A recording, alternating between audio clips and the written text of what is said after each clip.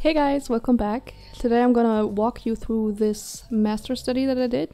This is another Studio Ghibli background study that I did a few weeks ago, and you might have seen the other one that I uploaded. If not, I'm gonna link it in the cards. And in that one, as you know if you watched it, I did trace the outlines of the building in the painting because firstly I chickened out a bit about drawing a building, and secondly I just wanted to jump into painting. More on that in that video, but I did also mention that after I finished that painting, I was determined to do another study with a building in it where I did not trace at all. So this is this, and I'm gonna walk you through it. So this is my result, and this is the original, just so you can compare them a little bit. And this is how I started out in Photoshop. This is my first little sketch.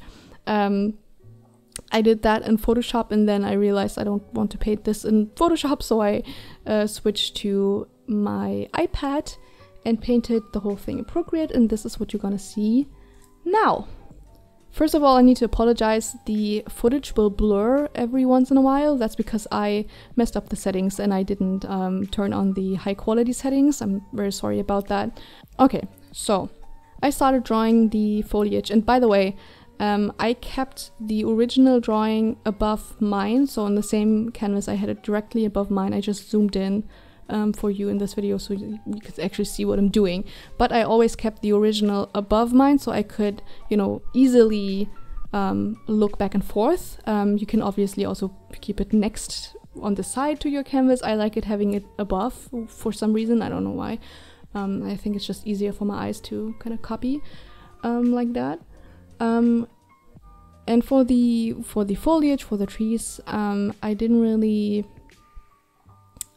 try to capture it perfectly. I didn't copy that part very much. I did copy the house as best as I could, but for the naturey part, I wanted to kind of capture the gist, but use my own techniques, if that makes sense. So I wanted to see how I could use the brushes that I have, the way that I draw foliage, to capture the same kind of mood. Jesus, the weird blurry thing is really annoying. I'm so sorry. I hope you can still see what I'm doing. If I have learned anything about drawing nature and foliage, it's that you shouldn't worry too much about what kind of brushes you use. Special like leaf and foliage brushes can definitely be helpful in drawing this kind of stuff, but to be honest, I found that the best results I get from just using a regular, you know, round brush, because you tend to get lost in all these kind of extra brushes, and you know, you forget how to use them, or you just, or I don't know how to use them. I don't know. I just bash them onto the picture and hope that they will do the job for me, and they rarely do, without using them in the right way and in a thoughtful way. I think it's always a temptation with these kind of brushes to just, you know, blob them on the page and just that's it. And I definitely did that in the foreground there a little bit. I changed that one later, and yeah, I still use leaf brushes and that kind of stuff, but I found that I better use them thoughtfully instead of relying on the fact that they will do my job for me, basically.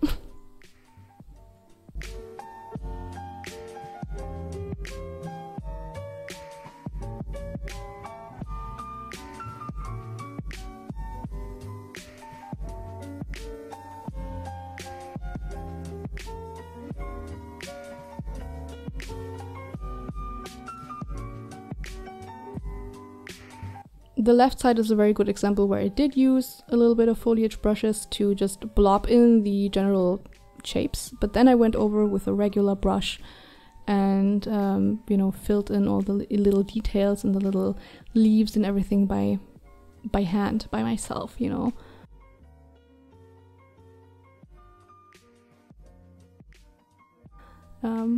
Oh, and there I am blocking in the house, and that was, whew, that was tricky. It wasn't actually that tricky, to be honest. It was just overwhelming because I've never really practiced drawing, you know, houses before and buildings, and I'm not very good at perspective, but the good thing is that here I had an original that I could copy, so that definitely helped me. And I started just by blocking in the basic shapes. I made a very rough outline of where the roof should be and where the walls are, and then I just blocked in the colors. Here I am reworking the foreground because I really didn't like that one. And you can see that I go back to simpler brushes now to just block in the shapes rather than trying to create the illusion of detail by just, blopping in foliage brushes. I think that's generally a good way to go about these things. Start with the broad shapes and refine them until they look right, and then you can go in and add detail. I often get ahead of myself and I just want to start adding in detail, but I haven't really, finished the shapes yet, and everything still looks wonky, and it just turns out awful that way. So here I copied a part of the original and pulled it down to be even closer to my drawing, because I find when I try to copy these little details, it's easier for me to have it right next to where I'm drawing, so that I can be very efficiently, looking up and down, and it doesn't take a long time to look up and down.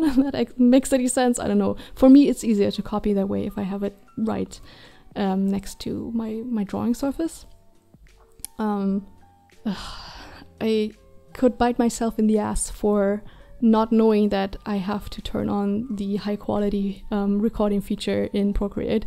I did know that. This is the first time I drew something on a larger canvas, and I painted something on a larger canvas, and I didn't realize until afterwards that the whole recording turned blurry. I hope you can still kind of see what I'm doing.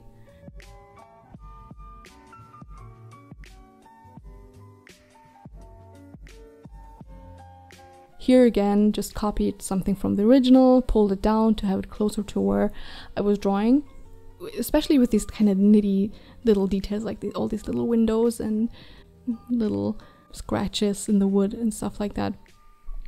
It was really nice to have that right next to my drawing surface to really see what's going on.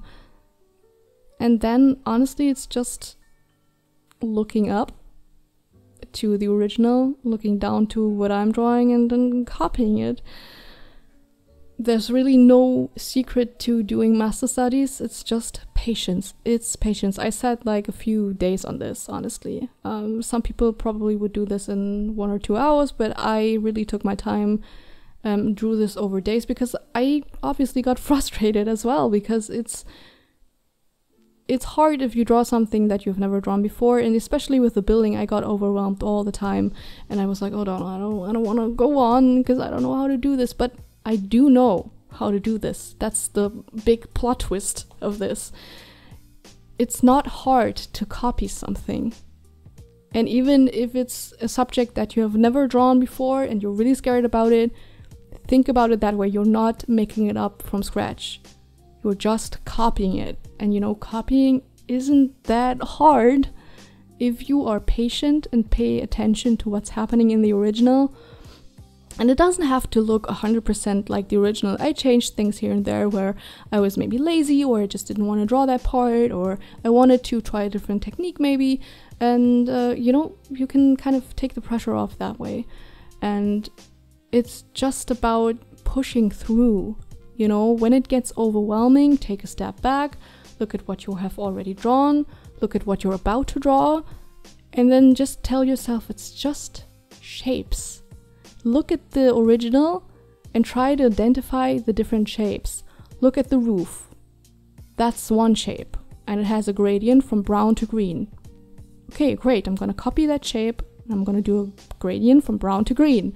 And that's the first step, and then you're gonna move on to the windows, and the windows are just shapes.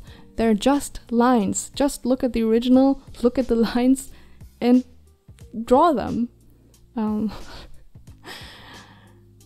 And honestly, there's nothing more to it. And what's great about doing these things? Although I just copied, and it's definitely not the same as trying to draw this from scratch, I taught myself by doing this that I am capable of drawing buildings and drawing houses and drawing little details and foliage and reflections in the windows. I am perfectly capable of doing it. My skill level is that high. Even though I just copied, I still have the ability to mimic, you know, what this master has done.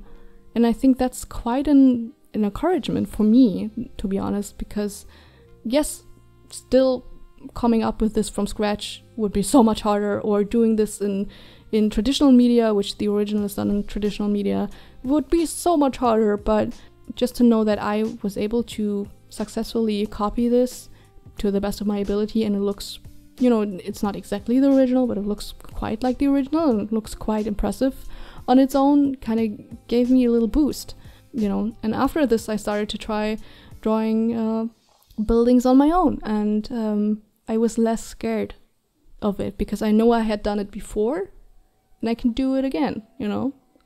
Yeah, so those are my 2 cents on this. I'm sorry if maybe this was not like a step-by-step and this is what you gotta do and this is my #1 trick, because really there isn't much to it. Most of it honestly is mentally, at least for me, because chances are you already have the skill to make studies like these and to copy things like these and to draw things like these, and most of the time it's just your head saying, oh my god, this is overwhelming, I'm never gonna be able to do this. But try it out, stick with it, and you might surprise yourself. So yeah, I'm gonna see you soon for a new video. I hope you like this. If you're new, please subscribe or say hi in the comments. I would love that. See ya. Bye bye.